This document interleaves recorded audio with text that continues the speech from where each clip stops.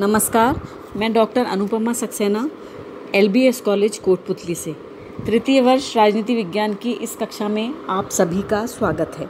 बच्चों, पिछली कक्षा में हम संयुक्त राष्ट्र संघ के विषय में बात कर रहे थे।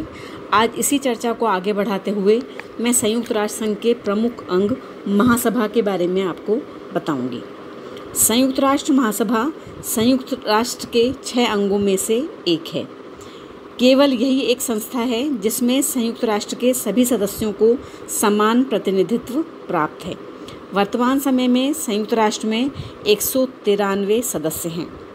महासभा को संयुक्त राष्ट्र संघ का सर्वाधिक प्रमुख अंग माना जाता है तथा प्रत्येक देश को इसके अंतर्गत बिना किसी भेदभाव के एक मत देने का अधिकार दिया गया है।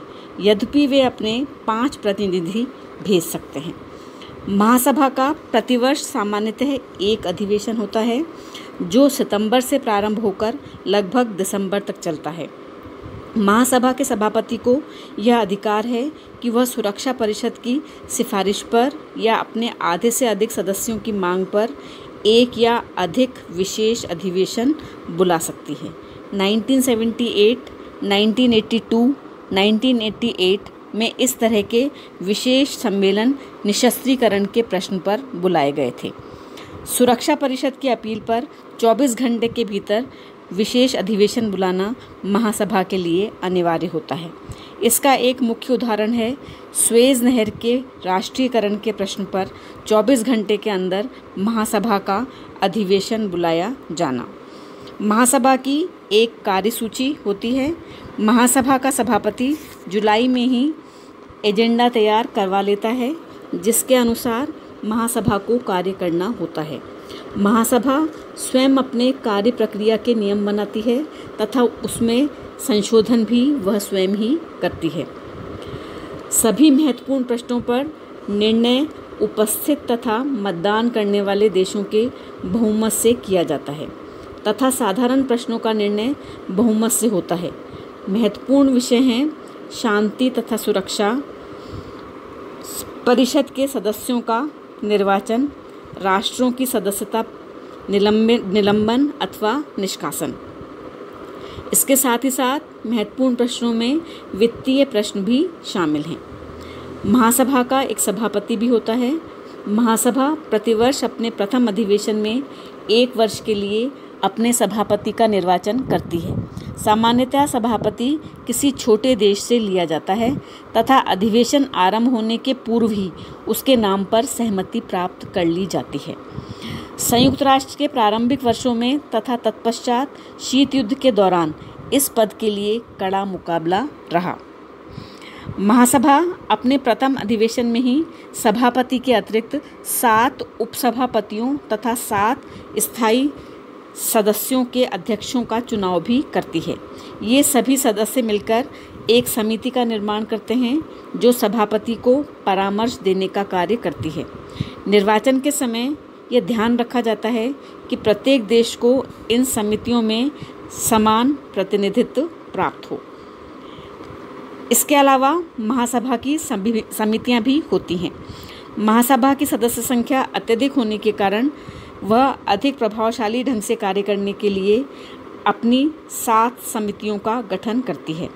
समितियां दिए गए प्रश्नों पर विचार करती हैं तथा उनकी अनुशंसाओं पर महासभा निर्णय लेती है। कुछ प्रश्नों पर महासभा सीधे ही विचार तथा निर्णय लेती है। आवश्यकता होने पर निर्णय के लिए मतदान भी करवाया जा सकता है। महासभा के अनेक कार्य तथा शक्तियां हैं। उसका सर्वाधिक प्रमुख कार्य निर्वाचन तथा नियुक्ति संबंधी है। इसके अंतर्गत महासभा को निम्नलिखित पदों हेतु निर्वाचन तथा नियुक्ति की व्यवस्था करनी होती है।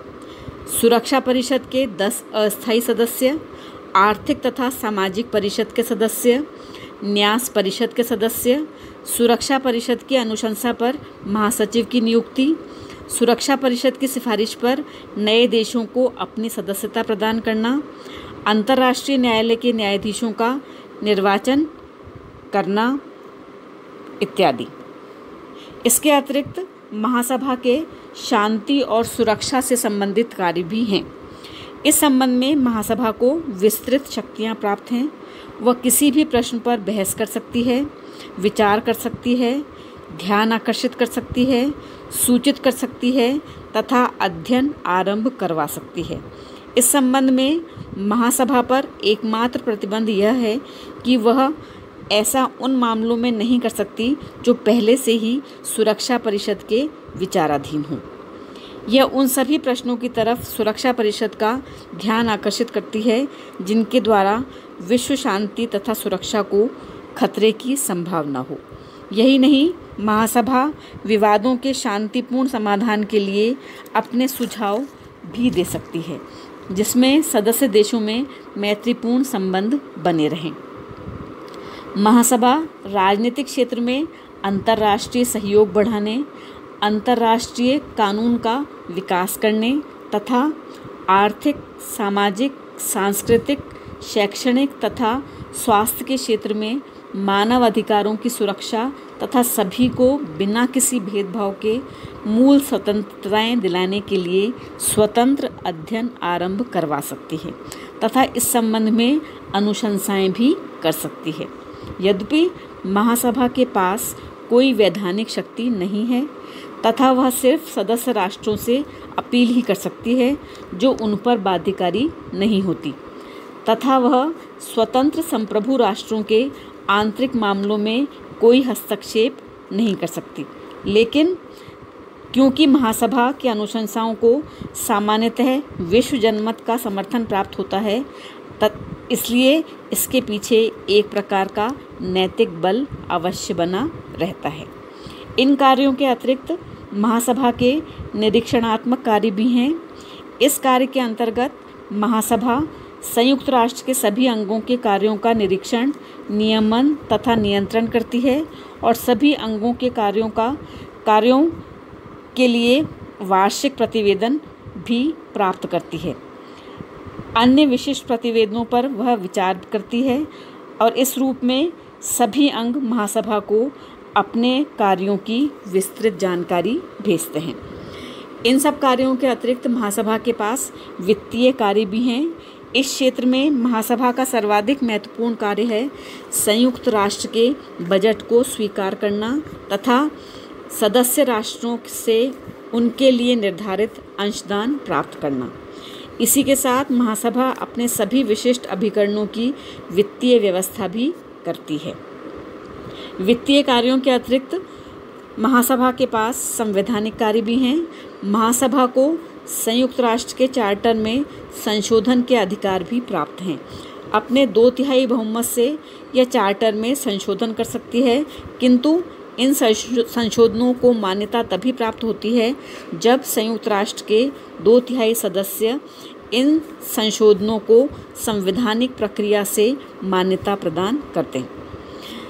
महासभा सुरक्षा परिषद के साथ सम्मिलित रूप से मूल चार्टर के पुनरावलोकन हेतु भी सामान्य सम्मेलन बुला सकती है। इसके अतिरिक्त महासभा के कार्यों के संदर्भ में शांति के लिए एकता प्रस्ताव भी महत्वपूर्ण है। 3 नवंबर 1950 को शांति के लिए एकता प्रस्ताव पारित किया गया और इसी के साथ महासभा की शक्तियों में असाधारण वृद्धि हो गई। यह प्रस्ताव अमेरिका द्वारा रखा गया, जिसका मूल उद्देश्य था भविष्य में सोवियत संघ को अपने निषेधाधिकार के प्रयोग द्वारा संयुक्त राष्ट्र संघ की कार्यवाही में गतिरोध लाने से रोकना। इस प्रस्ताव को इस उद्देश्य से लाया गया था कि शांति तथा एकता को खतरा उत्पन्न करने वाली किसी भी स्थिति में अगर सुरक्षा परिषद अपने स्थायी सदस्यों की सहमति के अभाव में कार्य करने में असमर्थ हो जाए तो महासभा उस प्रश्न पर अपने बहुमत से निर्णय लेकर गत्यारोध को हल कर सके। ऐसी अवस्था में महासभा अपने सदस्यों को सामूहिक सुरक्षा के उपाय सुझा सकती थी तथा अगर कहीं शांति को खतरा हो या आक्रमण हो तो शांति तथा सुरक्षा बनाए रखने के लिए सशस्त्र सेनाओं के प्रयोग की अनुमति भी दे सकती थी। इस प्रस्ताव द्वारा यह व्यवस्था भी की गई थी कि अगर ऐसी आवश्यकता पड़ने के समय महासभा का अधिवेशन नहीं हो रहा हो तो वो अपने सदस्यों के बहुमत से अथवा सुरक्षा परिषद के किन्हीं भी 7 सदस्यों की अपील पर 24 घंटे के अंदर अपना विशेष अधिवेशन आमंत्रित कर सकती थी। यह प्रस्ताव इसलिए पारित किया जा सका कि चीन को स्थायी सदस्यता प्रदान नहीं किए जाने के विरोध में सोवियत संघ ने सुरक्षा परिषद का बहिष्कार कर रखा था और उस समय तक यह भी स्पष्ट नहीं किया गया था कि बहिष्कार को स्वाभाविक रूप से निषेधाधिकार का प्रयोग नहीं माना जाएगा। लेकिन आगे चलकर 1956 में सुएज नहर संकट के समय सोवियत संघ ने भी इस प्रस्ताव का अप्रत्यक्ष रूप से समर्थन कर दिया।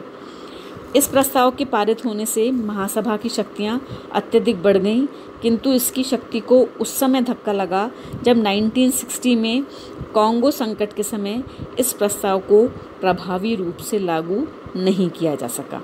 यही नहीं, समय के साथ साथ सोवियत संघ ने भी अपने निषेधाधिकार का प्रयोग कम कर दिया और इस प्रस्ताव की अधिक आवश्यकता तथा उपयोगिता नहीं रह गई। फिर भी 1965 में रोडेशिया संकट के प्रश्न पर, 1967 में सुएज नहर के प्रश्न पर तथा 1974-75 में उत्तर दक्षिण संवाद के प्रश्न पर इस तरह के विशेष सम्मेलन बुलाए गए। तो बच्चों, इस प्रकार कहा जा सकता है कि संयुक्त राष्ट्र के सभी अंगों में महासभा अपना एक विशिष्ट स्थान रखती है। यह सभी अंगों के कार्यों का निरीक्षण ही नहीं करती बल्कि उनका मार्गदर्शन भी करती है। इसे चार्टर में उल्लेखित सभी उद्देश्यों की पूर्ति हेतु किसी भी प्रश्न पर विचार करने का अधिकार दिया गया है। इसके निर्णय यद्यपि बाध्यकारी नहीं हैं, किंतु जब विश्व के 193 देश इसके सदस्य बन चुके हों तो इसके प्रस्तावों को स्वाभाविक रूप से विश्व जनमत का समर्थन तो प्राप्त होता ही है। बच्चों, इस व्याख्यान में मैं आपको इतना ही बताऊंगी। अगले व्याख्यान में मैं आपको संयुक्त राष्ट्र संघ के दूसरे प्रमुख अंग सुरक्षा परिषद के विषय में जानकारी दूंगी। धन्यवाद।